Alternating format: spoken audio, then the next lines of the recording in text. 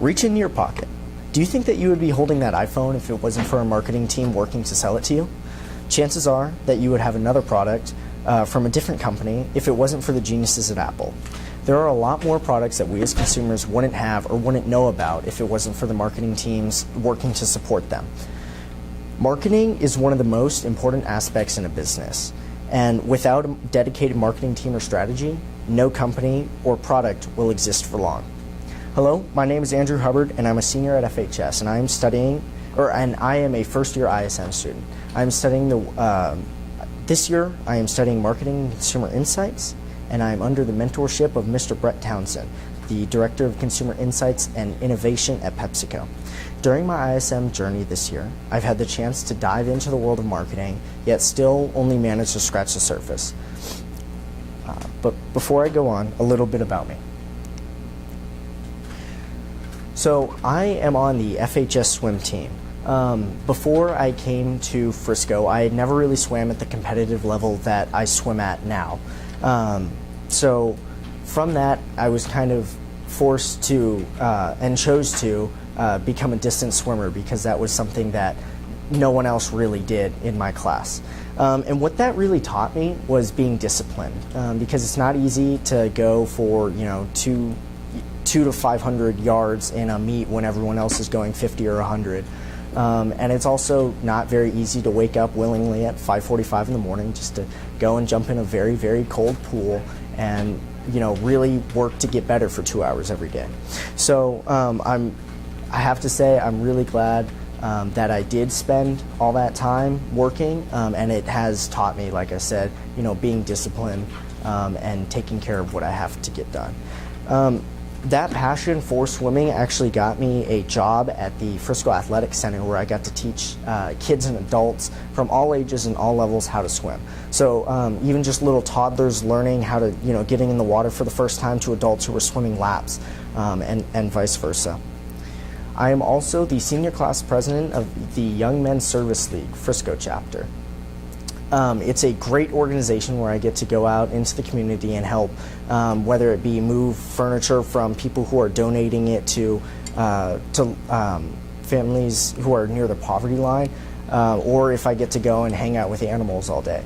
So it's really great opportunity. It's taught me about hierarchy. So I got to work my way up from just being a person on a committee to being a committee chair, now to being the senior class president.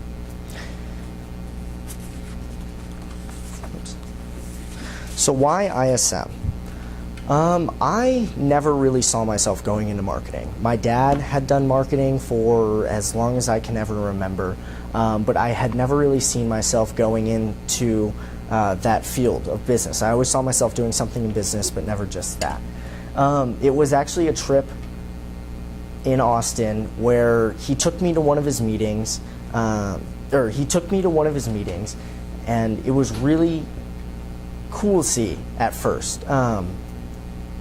What he was doing is he was working with an advertising team to design a label for a can of beans. And I sat there for 3 hours, just interested, but also kind of bored out of my mind. But what I took away from it was that there's so much work and ingenuity that really goes into designing something as simple as a label on a can of beans, and what that does in our minds as consumers when we go to a grocery store and buy it. So that's what really sparked my interest in marketing. And so why I took ISM was to get a better idea of how marketing worked before I went off to college. So my quote is, "The task ahead of you is never as great as the power behind you."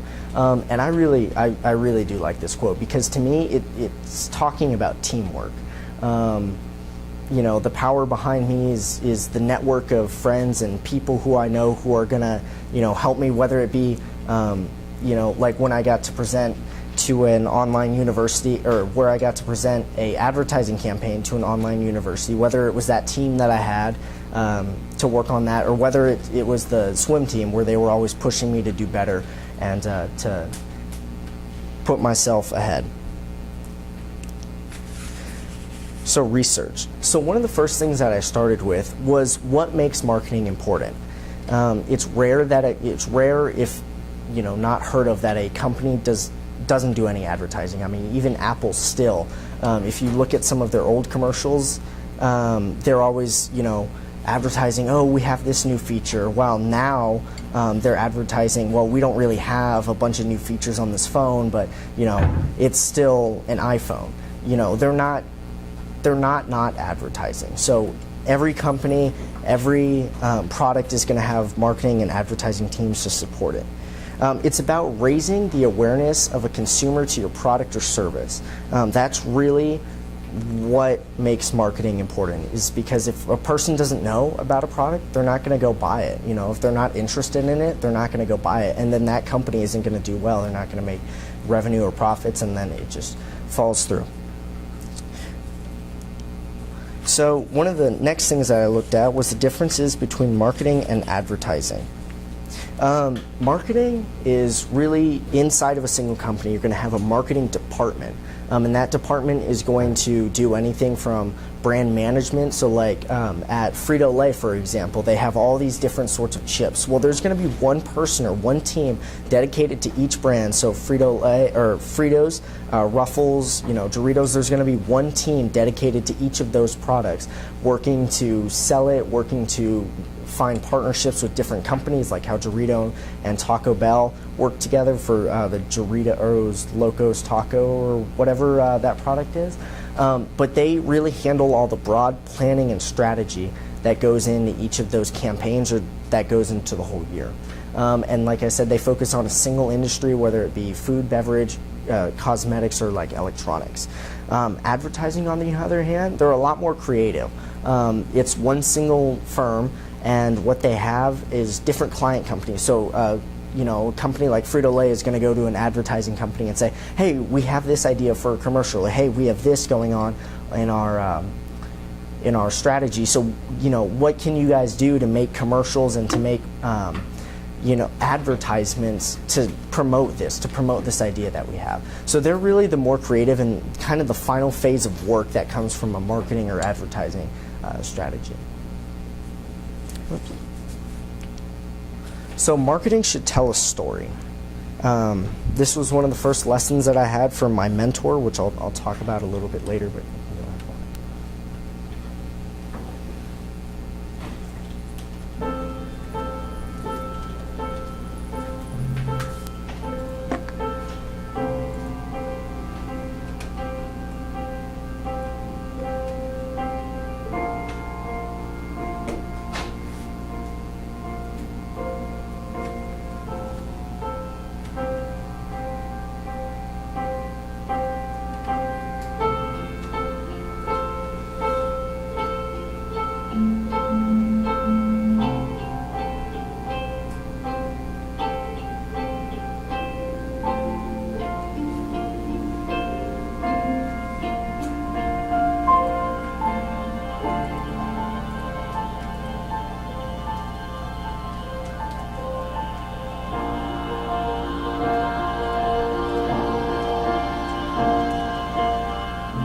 Sometimes the little things last the longest.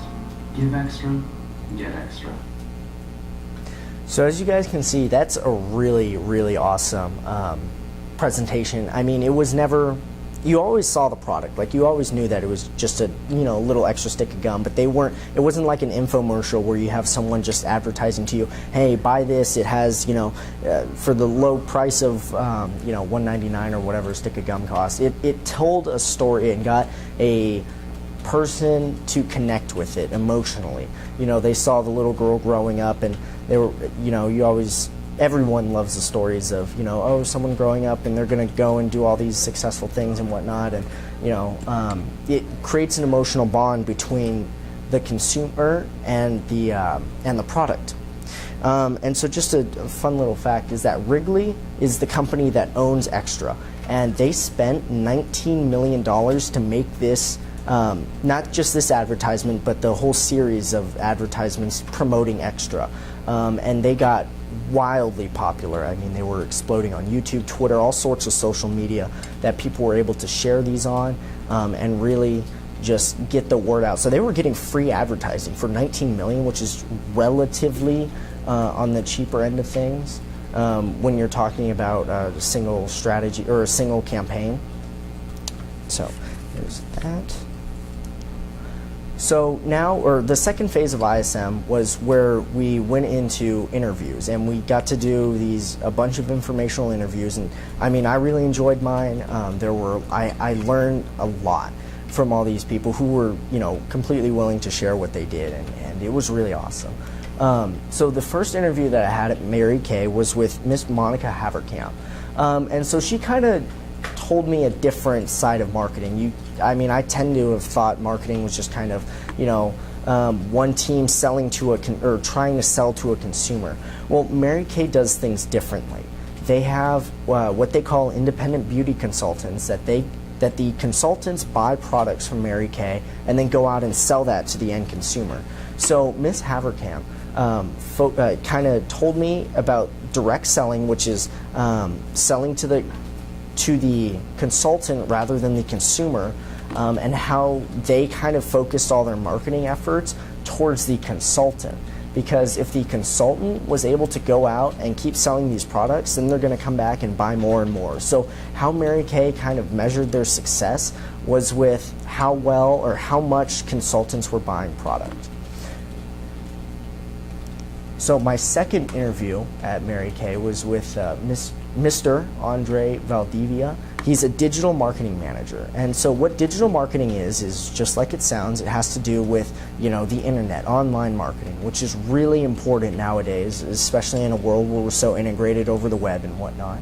And so his team built tools for the consultant that they could use to go out and sell product. Because like I said, if the consultant is selling product, then they're going to buy more from Mary Kay.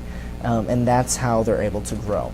And so what he did is he had to, kind of be a liaison between his team and other teams that he was working with to kind of build these tools for the consultants. And then he also had to analyze and see, what tools are working, what can we improve? Are these really helping people and whatnot? So definitely one thing that he said that stuck was communication is key, making sure that everyone is on the same page at the same time.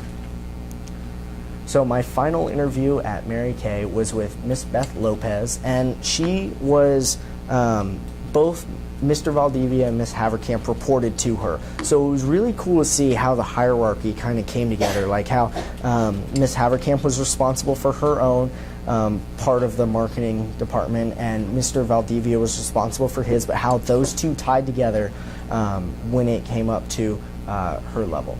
So all three of them focus on the European region, and what the European region, or actually Russia, is their is their largest consumer, or is their largest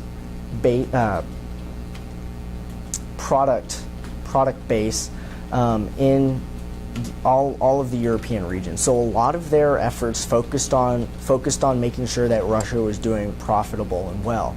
And recently we've kind of had the whole deal in eastern Ukraine, and how the United States and the EU are kind of focusing and putting sanctions in on Russia, and how that's affecting their economy. Well, I asked her about that, and she actually gave me a great explanation on how the world, everything is connected. Business is connected to politics, and everything in between. And so how that was kind of affecting their business was that they were seeing, people weren't going out and buying makeup because, they wanted to make sure that they were still able to put food on the table and whatnot. And so that how they had to kind of adjust their strategies to get people to keep buying makeup and whatnot.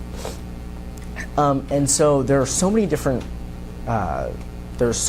markets in the European region, and Miss Lopez kind of compared it to like a circus performer trying to keep all the plates like on the little sticks, trying to keep them all spinning at once. While it seemed like one was about to fall, like her and her team would go and focus there and get it back up to speed, and then move on to the next one and whatnot. So it was really interesting to see how everything is really interconnected. So my next interview was with Chris Seekin. He is an owner and partner at his own advertising agency here in Dallas. And I wanted to get an interview on the advertising side to kind of mix things up, but also to kind of see how integrated marketing and advertising were, because they both rely on each other, whether it be, because they're different, but they're also really similar. So his company specializes in TV, radio, and digital ads, and they do a lot of work for lots of food companies like On the Border and other companies like that out here that are headquartered in Dallas. So one of the questions that I had asked everyone up until this point was, what was the difference between marketing and advertising? Because it's always interesting to kind of see what people's takes are. When I asked the marketers, they always said, oh, advertising is a lot more creative, while marketing has to do with more of the broad strategy and whatnot for the whole company.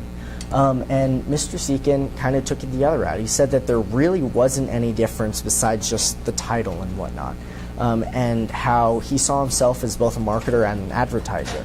And so I kind of took away from that there's a lot of truth to what he had said, how marketing and advertising are so intertwined, but they're so reliant on one another that you end up kind of doing, no matter what project you're working on, you end up kind of doing everything eventually. And so I also asked him what one of the advantages were of kind of being in charge of his own agency, and he said that there was always new business. In a marketing department, if you're on a single brand, you're always focused on that brand, while if you were at an advertising agency, you have all these different sorts of companies. It could go from something like aviation all the way to like food and electronics, and so there's so many different businesses that rely on these advertisers that they have all these different projects. So that I thought that app was really cool. So my final interview, and the person that I ended up choosing as my mentor, was Mr. Brett Townsend, like I had mentioned before. And so one of the things that I kind of learned during his interview was, like I said, marketing should tell a story. It needs to connect with the consumer on an emotional level, because nobody just wants to sit there and just be told, okay, well, this product's $2 and I get all these things. They want to see why. So another thing is that he focuses on the psychology of a consumer, trying to understand why people buy certain things and why certain things never work out. And so that's what I was, I got pretty interested in that when he had said that, because I always like kind of figuring out why people work. Like, why does someone, pick this over another thing, or what makes them do certain things and whatnot. So during our mentorship, it's been a lot of fun. One of the most memorable times is when he took me to a concept Pizza Hut store, and Pizza Hut's known for just kind of having, always having discounts on pizza and whatnot, and it just kind of not really being any different than Domino's or Papa John's or like any of those other big pizza chains. And so what was really interesting about this new concept store is that it was something, comparable to like a Pie Fives or a Blaze Pizza. So they're going the other direction, or they're at least seeing how it works.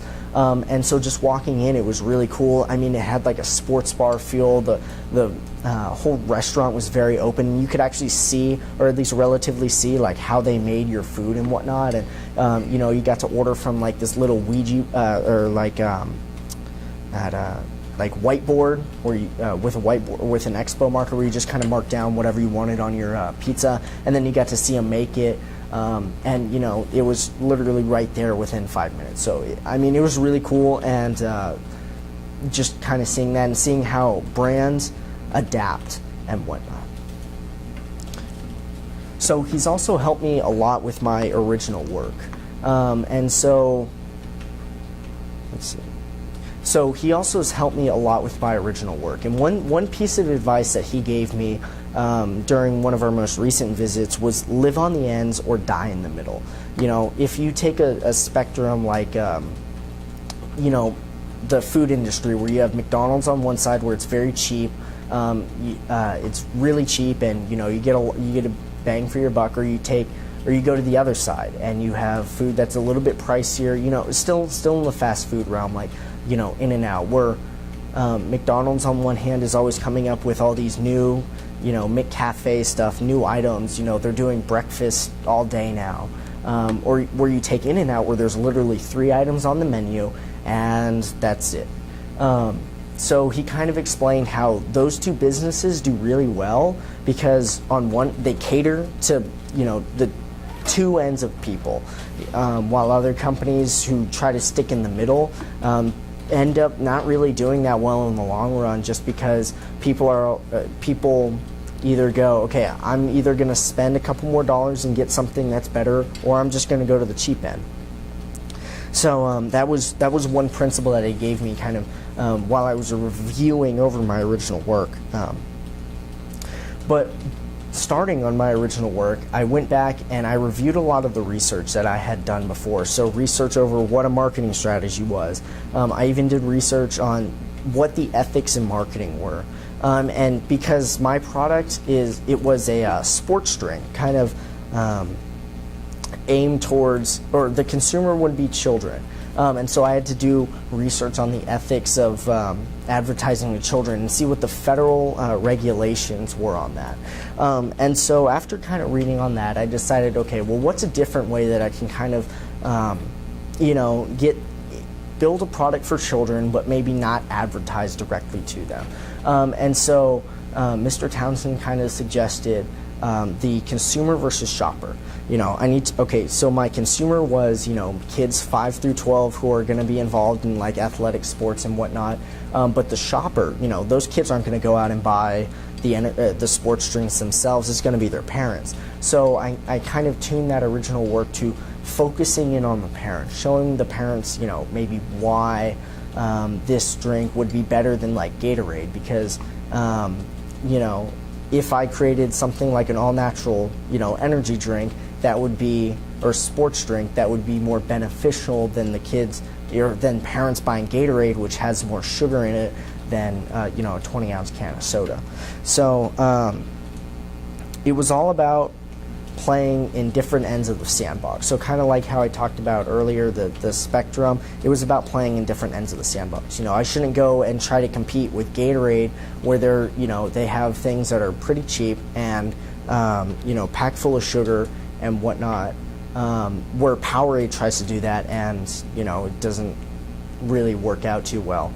So where I'm planning to kind of take this is to now focus on the shoppers more and focus in on having things at a more premium price. So, you know, having people really get a better experience by paying just a little bit more than they would for another sports drink and whatnot. So another thing that I had to kind of plan for was product placement. And so I decided that it was best if I kind of placed the product where it would get to more people. So like things like CVS pharmacies, you know, Walgreens, those sorts of places, but also grocery stores like Kroger, Tom Thumb, places kind of on the higher end of the scale, so that way they could get to the shopper that I wanted to target.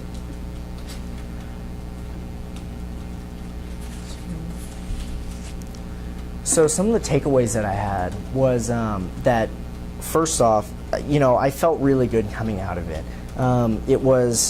I knew that I had a basic understanding. I mean, I found templates online where I was able to, you know, write a decent amount of things about each of the sections that it kind of suggested and whatnot. So I knew that I knew some of the basics, or I covered most of the basics. The planning and preparation, I felt like, you know, the planning part of it could have gone a little bit better, but the preparation, all the research, all the different sorts of things that I had to look at, you know, getting feedback from my mentor and whatnot was really important to helping me kind of create this. And I also learned a lot about the individual versus team dynamic. Doing this as an individual, I mean, doing this as an individual and having a little bit of experience doing this in the past as a team, it kind of gave me that take. Okay, as an individual, I was able to really plan out things more, do things my way, what I saw was going to be best for this product. But also, as you know, previously as a team, it was really beneficial because we could split up our work and kind of come together at the end and say, okay, well, I did all of this. You know, this is really solid, you know, in-depth work and whatnot. And each of us kind of had that and put it together and presented it well. But one of the reasons why I decided to do this as my original work was because it had real-world applications. I mean, every company, every brand is going to do, you know, what they call a marketing strategy or and whatnot to plan out campaigns, to plan out, you know, years and whatnot. Every company is going to every company does it every single year. So this had a lot of real-world application for me because I kind of got to, you know, get my feet wet with it. So I got to see kind of what all went into it.